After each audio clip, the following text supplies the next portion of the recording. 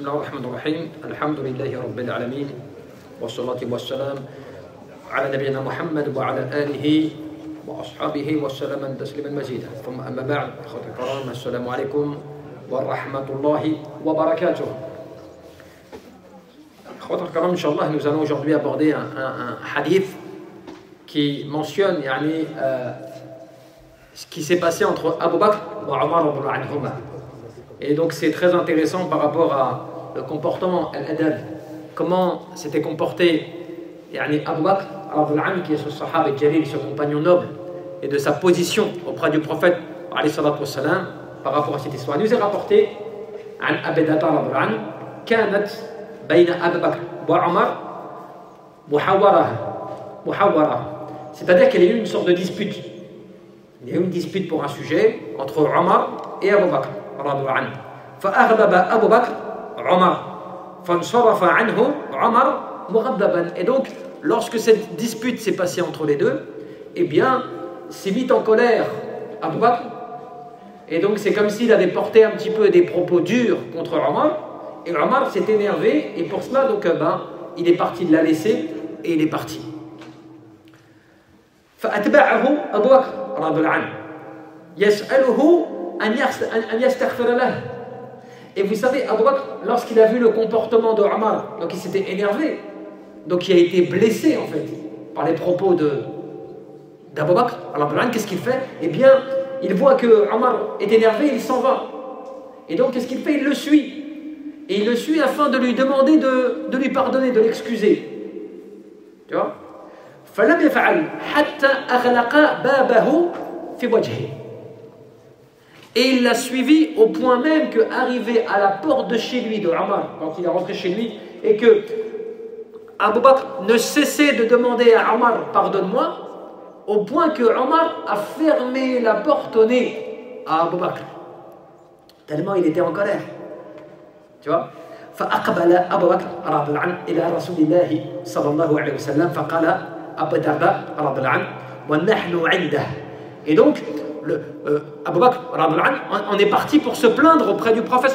Pourquoi il est parti se plaindre? Pour lui dire, voilà, je vais aller le voir pour lui expliquer cette histoire. Et Abu Darda, celui qui rapporte le hadith, il dit, on était tous assis auprès du prophète lorsque cela est arrivé. Et donc il dit, فقال رسول الله صلى الله عليه وسلم أما صاحبكم هذا فقد غامر قال. Et donc, lorsque le prophète a vu Abu Bakr de loin arriver, qu'est-ce qu'il dit? Votre compagnon là qui arrive, en faisant référence à Abu Bakr, il y a quelque chose qui ne va pas en lui. C'est-à-dire qu'en fait, il y a quelque chose qui l'a mis dans un état secondaire. Qu'est-ce que vous comprenez de cela déjà? Vous voyez à quel point déjà le prophète, il connaissait ses compagnons. Et surtout comment il connaissait les traits de caractère de Abu Bakr. Puisque de loin, sans même avoir parlé avec lui, il savait déjà que Abu Bakr avait un problème. Juste en voyant son visage. Subhanallah. Tu sais, ça se passe quand? Ça se passe quand tu connais des gens et que tu les aimes, ces gens-là. Quand tu sais, dans ton cœur, tu es proche d'eux. Tu vois, quand tu as une certaine affinité avec les gens, eh bien, tu sais reconnaître en eux lorsqu'il est bien ou lorsqu'il n'est pas bien. Lorsqu'il est de bonne humeur ou lorsqu'il ne l'est pas. Lorsqu'il a un souci ou pas. Et cela, tu le vis, toi, quand tu as des enfants. Quand tu as des enfants. Tes enfants, ils ne te parlent même pas des fois et tu captes en eux. Tu vois en eux qu'il y a un problème. Il y a quelque chose qu'ils ne te disent pas. Et bien, regardez, subhanallah, ça c'est l'amour du prophète pour ses compagnons. Et notamment pour Abu Bakr. Et donc, qu'est-ce qu'il lui dit? Il dit cela. وَنَدِمَ عُمَرْ رَضِيَ اللَّهُ عَنْهُ عَلَى مَا كَانَ مِنْهُ. Mais vous savez, Omar, de par le fait que c'était bien sûr c'était un bonhomme, c'était quelqu'un qui était une personne de bon caractère, de bonne manière quand même. Eh bien, il a regretté quand même. Qu'est-ce qu'il a regretté? Il a regretté son comportement à l'égard de Abu Bakr et le fait qu'il ne l'a pas excusé. Jusqu'au point qu'Abu Bakr est venu jusqu'à sa porte et lui a fermé la porte au nez. Donc, Omar a eu des remords par rapport à son comportement. فأقبل حتى سلم وجلس إلى النبي صلى الله عليه وسلم وقص على رسول الله صلى الله عليه وسلم. Et donc, qu'est-ce qui s'est passé? Ils sont tous les deux arrivés jusqu'au prophète sallallahu alayhi wa sallam et ils ont commencé à raconter l'histoire. Voilà ce qui s'est passé. Abu Bakr a commencé à me dire cela. Moi, je l'ai mal pris. Je me suis comporté de telle manière. Abu Bakr m'a suivi jusqu'à chez moi. Donc, il me racontait l'histoire. Et Abu Darda وغضب رسول الله صلى الله عليه وسلم وجعل أبو بكر يقول. Regardez, ce détail, comment est-ce qu'il est important. Essayez de comprendre la subtilité. Abu Darda qui raconte le hadith, il dit, et lorsqu'ils ont commencé à se raconter l'histoire, j'ai vu sur le visage du prophète la colère. J'ai vu que cela l'a énervé. Et Abu Bakr dit, lorsque j'ai vu cela sur le prophète, qu'est-ce que fait Abu Bakr? Regardez, subhanallah, ce modèle. Et regardez comment on devrait s'inspirer. Qu'est-ce qu'il dit? Il dit, Wallahi ya Rasulullah, li anna kuntu adlam. Avant même que le prophète donne son avis et dise ce qu'il en est, Abu Bakr, il voit que le prophète s'est énervé, mais Abu Bakr sait qu'il s'est énervé, non pas contre Abu Bakr, qu'il s'est énervé du comportement de Omar. Et donc, Abu Bakr, de peur que le prophète en veuille à Omar, ou qu'il dise quelque chose de grave qui peut affecter Omar, qu'est-ce que fait Abu Bakr? Il intervient avant même que le prophète s'exprime. Il lui dit, Ya Rasulallah, non, c'est moi, j'ai été injuste à son égard. Il dit, non, c'est moi, j'ai été injuste à son égard. Il vient le défendre. Il vient tout de suite à son secours. Ça, c'est quoi cette croix? Ça, c'est la fraternité, la vraie.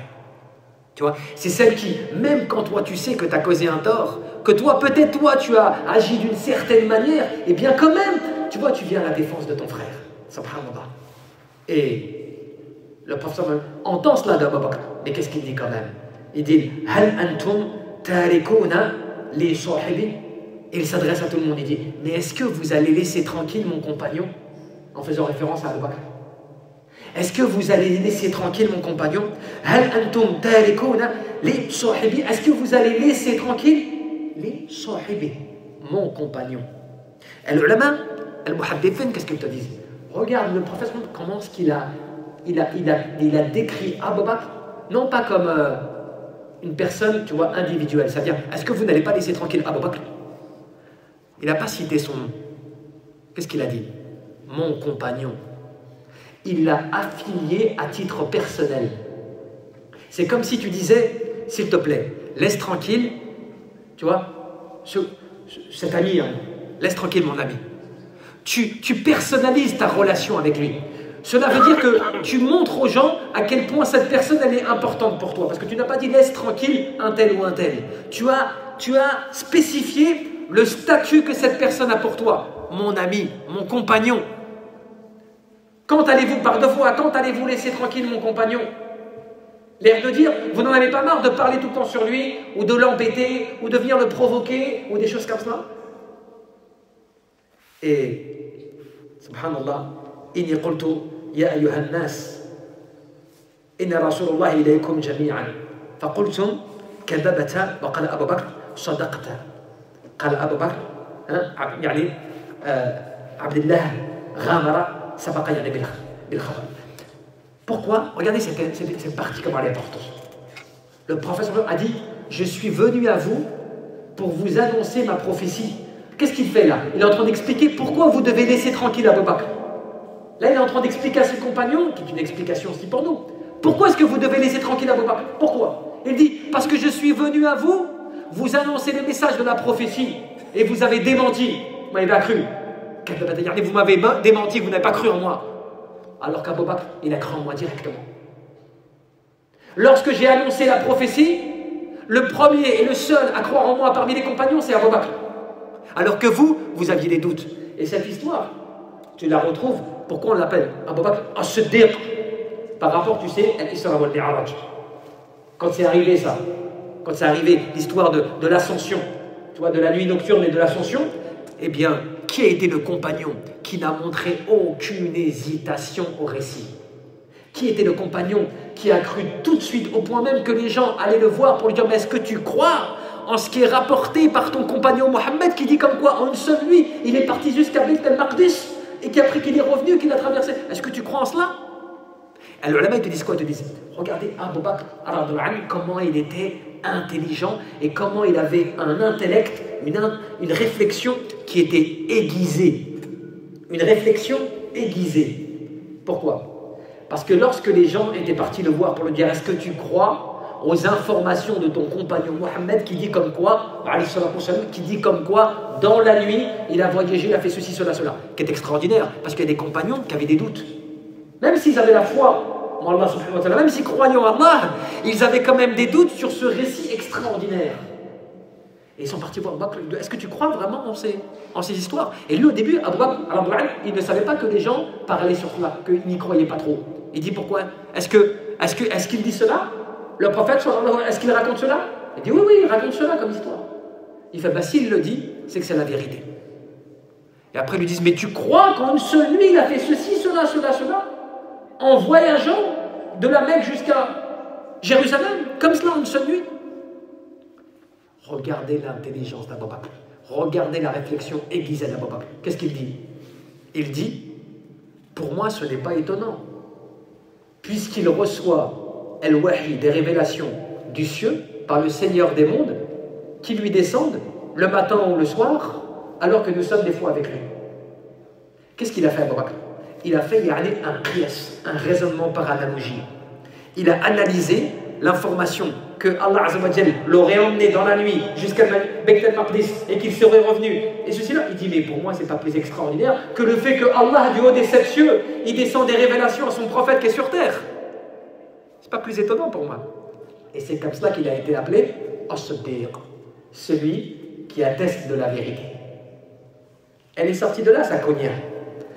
Et ça nous appelle à nous à comprendre que, tu vois, des fois, il y a des gens, jusqu'à maintenant, hein, vous avez des gens, il y a même des fois, il y a des enfants, il y a des jeunes, des enfants, des fois je parle avec eux, ils ont des doutes sur plein de choses qui font partie de al-aqida, parmi les piliers même de l'aqida, de la croyance. Ils doutent sur certaines choses.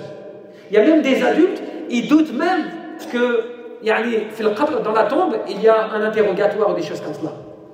Il y a beaucoup de gens qui doutent, qui n'ont pas vraiment une certitude, la certitude dans ces informations. Mais subhanallah, celui qui va analyser, c'est là que tu comprends, tu vois, tu vois, le fait qu'ils réfléchissent, ils méditent, ils réfléchissent, c'est que l'intelligence intellectuelle, le cerveau qui fait que tu vas analyser une situation et essayer de comprendre, c'est extraordinaire. Quand par exemple, je vais te faire un exemple, par exemple tu vas analyser tous les détails qu'Allah te donne de Jannah, le paradis, que cela peut être équivalent à la terre et ce qu'il contient, que cela peut être multiplié par 10, donc 10 fois la terre et ce qu'elle contient, et ainsi de suite. Tu vois, des dimensions qui dépassent ton entendement, qui dépassent ta raison. Mais quelle est la preuve que tu as, que Allah Azza wa Jalla est en mesure de te donner bien plus encore, et cela à une seule personne? Eh bien, c'est quand tu analyses l'univers. Quand tu regardes l'univers, et que tu regardes les galaxies, et que tu vois les milliards de galaxies, et que tu vois les milliards de planètes, et que tu vois que la galaxie terrestre dans laquelle nous sommes, elle n'est rien, elle est un brin de poussière que tu ne vois même pas des fois à l'œil nu par rapport aux milliards de galaxies. Qu'est-ce que la Terre alors? Si on la donnait 1000 fois ou 10 000 fois à une seule personne, elle représenterait quoi par rapport à tout l'ensemble de ce que Allah a créé? Tu analyses les choses, et c'est pour ça qu'Allah t'a donné, tu vois, l'aql, tu vois, peut-être allez-vous raisonner. Il t'a donné la raison, à la différence des animaux et autres, parce que toi, tu as une raison qui doit te pousser à réfléchir et à analyser avec ta réflexion, ton intelligence, et essayer de comprendre. C'est ça qu'il a fait avec la révélation. Les gens, la plupart n'y croyaient pas. Ils mettaient un doute, même des croyants. Mais lui, il a analysé. Il a reçu l'information, il l'a analysé. Donc vous trouvez étonnant que dans la nuit, il parte de Mecca jusqu'à Bayt al-Maqdis, qu'il prie là-bas, qu'il ceci, cela, qu'il revienne jusqu'à la Mecque. Vous trouvez cela étonnant? Mais ce n'est pas plus étonnant que le fait qu'il reçoit des révélations du haut des 7 cieux, qu'il a été choisi comme prophète, qu'il reçoit cela alors que nous on est avec lui. C'est encore plus extraordinaire que le fait qu'il voyage dans la nuit, subhanallah. Tu vois l'intelligence aiguisée, et c'est comme ça qu'elle ulama, donc ils te disent que justement ce hadith, qu'est-ce que tu comprends de cela? Ils te disent la shak anna as-sahaba ridwanullah alayhim ajma'in yani bashar. نعم ويعتريهم ما يعتري البشر من غضب وخلاف ولكنه سرعان ما يرجعون إلى الحق. Qu'est-ce que tu retiens de ce récit? Que tous les compagnons c'était des êtres humains. T'as vu, Abu Bakr il s'est énervé, Omar il s'est énervé, comprends pas? T'as vu, ils ont eu un comportement humain que toi tu peux avoir avec tout le monde, c'est normal. Ce sont des êtres humains. Mais qu'est-ce qui fait la différence et qu'est-ce qui entre parmi les nobles caractères? C'est quoi? C'est qu'à la fin, tu reviens, toi, à la vérité, lorsque tu la reconnais comme telle. Quand toi, tu vois qu'il y a une chose qui est véridique, tu reviens. Quand toi, tu vois qu'il y a quelque chose qui n'est pas bon, tu te corriges. Subhanallah, tu vois la différence dans cela, c'est que tu comprends à travers ces récits qu'ils sont comme nous, mais la différence, elle est quand même aussi sur le fait qu'eux savent reconnaître un tort, savent reconnaître une injustice, savent reconnaître le fait quand ils ont été bons ou pas. Au point que Omar, comme Abu Bakr, tous les deux, ils voulaient s'accuser.